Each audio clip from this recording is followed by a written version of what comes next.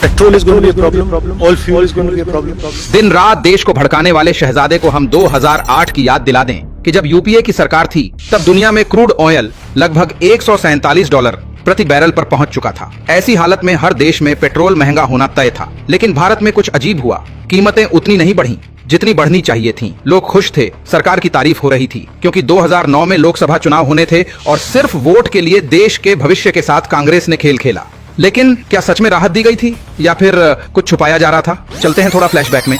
2000 के दशक में पेट्रोल डीजल की कीमतों पर कंट्रोल करने के लिए ऑयल बॉन्ड्स आए थे। ऑयल बॉन्ड क्या होता है?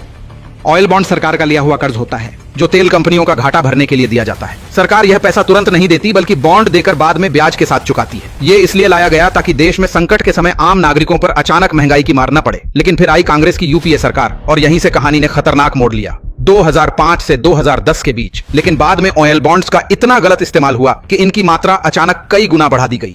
1-2 हजार करोड़ नहीं, सीधे 1,34,000 करोड़ रुपए के ऑयल बॉन्ड्स जारी करके ऊपर से जनता को दिखाया गया कि पेट्रोल सस्ता है। लेकिन असलियत क्या थी? असलियत ये थी कि देश के सिर पर कर्ज चढ़ाया जा रहा था। इसे अर्थशास्त्र में कहते हैं फिस्कल इल्यूजन, यानी आज जनता को खुश रखो और बिल आने वाली पीढ़ियों पर छोड़ दो। और अब आता है कहानी का सबसे बड़ा सच। उन ऑयल बॉन्ड्स का कुल भुगतान आज करीब 4 लाख करोड़ रुपए तक पहुंच चुका है, जिसमें से लगभग 2,60,000 करोड़ रुपए सिर्फ ब्याज था जिसे मोदी सरकार ने चुकाया।